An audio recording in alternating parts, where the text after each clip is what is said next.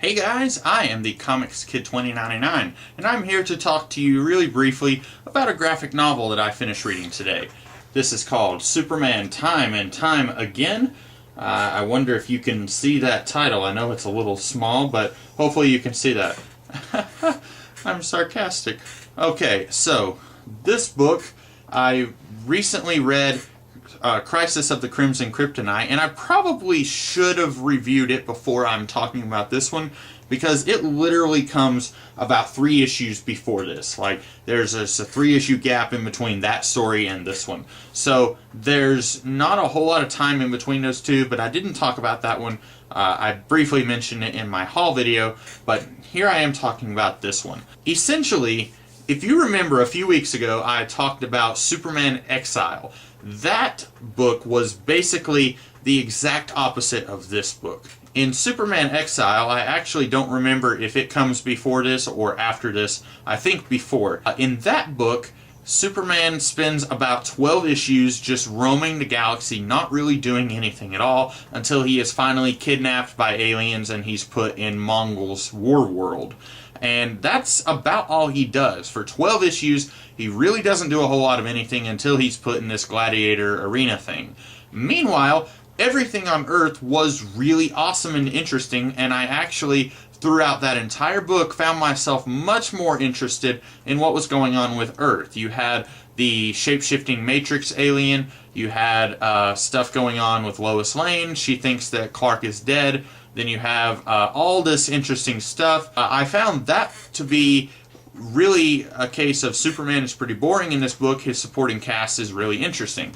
This book spends about 6 issues of Superman traveling to different points in time unwillingly. He goes to 3 different points in the Legion's history, once very early in their career where they're wearing their 1950s more science fiction-y type uniforms, and then once he goes to what I would have to say is probably like 1984 Legion, where it's I think like the Paul Levitz Legion. He goes to about that time period, and then he goes to the really grim and gritty Keith Giffen post-apocalyptic kind of Legion. And then there's a few other places in time he goes. He goes to the 1940s. He goes to the dinosaur type era, I guess 2 different dinosaur eras. He goes to Camelot. So in this book, Superman's adventures are all very interesting. And in some cases, like with Camelot, it could be because I'm a huge fan of King Arthur and Camelot in general.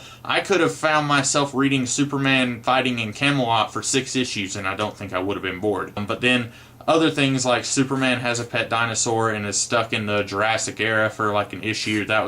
It was okay. It wasn't as good as the Camelot stuff in my opinion. But like I said, this is the exact opposite of Superman Exile. In this book, Superman's supporting cast is sinfully boring. For 6 issues, I'm pretty sure it's 6 whole issues where Superman is bouncing around in time, we get literally in every issue 1 page to kind of sum up what's going on with all of Superman's supporting cast. So like we will see a panel of the board of directors at LexCorp trying to figure out what's going on with the company, how they're going to handle things. Since I'm about to have my thumb up, so while my thumb is up, I'm spoiling, so if you don't want to hear spoilers for Time and Time Again, then mute the video until I put my thumb down.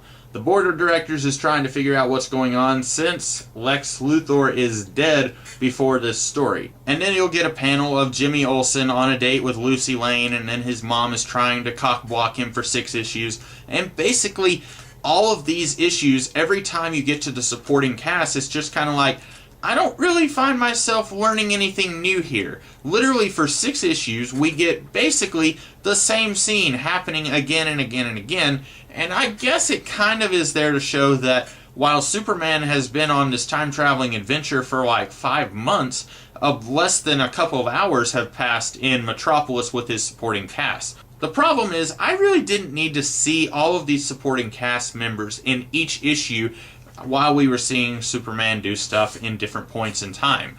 I probably would have been okay with seeing all the stuff that we got to see once, maybe in the very first issue where Superman is like in the future, and then maybe once again at the very end of the arc when Superman, right before he comes back home. Something like that. I really didn't need 6 issues of, oh, and once again, Jimmy Olsen says I need to find my own apartment. So yeah, that was kind of a little bit kind of stupid, but overall, I found this to be very enjoyable. If you like time travel, you would probably like this storyline.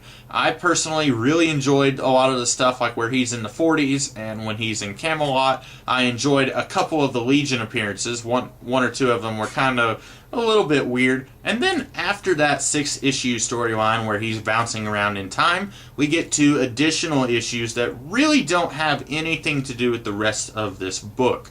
The main story is kind of thrust into happening because a linear man from the future is trying to kidnap Booster Gold and take him back to the future to put him on trial for messing around with time. And Superman accidentally gets caught in the crossfire, sort of, and that's what launches that storyline into happening.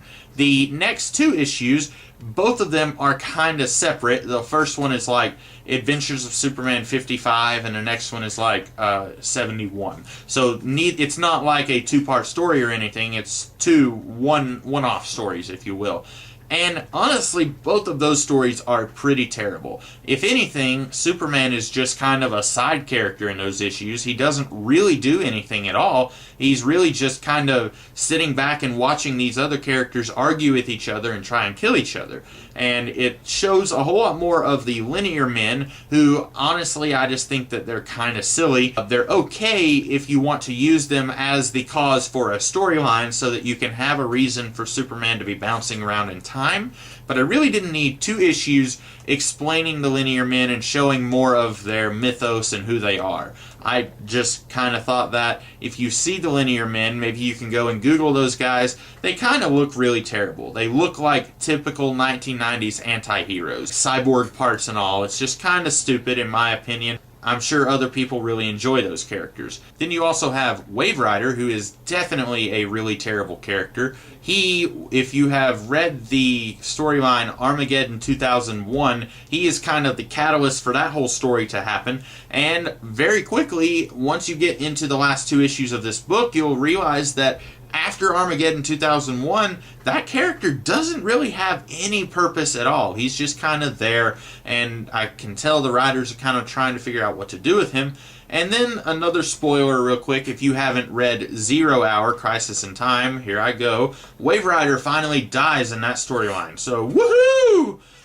Yeah, I really didn't like Wave Rider. I didn't realize how much I hated that character until I got to this book, but basically, I can take this down, I guess. Basically, I really think this book would have just been a lot more enjoyable if it was just the 6 issues where Superman is bouncing around in time. I did not need the 2 issues of Wave Rider versus the Linear Men with Superman as kind of sitting back saying, well, I don't like any of you people. I don't trust anyone here. Those weren't the best. If you find this, go ahead and buy it. I think it's well worth your money. And it could just be I'm kind of really digging these early 90s, late 80s Superman stories. I had no idea that they were that enjoyable. Mostly because after I read the first couple of the trades from the John Byrne run, which was like 86 is when that started, I really didn't like his run, so I just didn't even bother with anything else from around that time period. But I'm actually finding that once John Byrne left, I'm really digging the Superman books. So I am going to keep trying to find more books from around this time. I don't know how many more there are left, because I know this is just the last issue here is about 10 issues before the death of Superman. So I'm getting close to mid-90s Superman, which that's a video for another time. So I hope that you found this video to be informative and enjoyable, and if you did, I hope you will like, share, comment, and subscribe, and I will talk to you guys tomorrow with an entirely different kind of video. Until then, I'll see you later. Have a good day.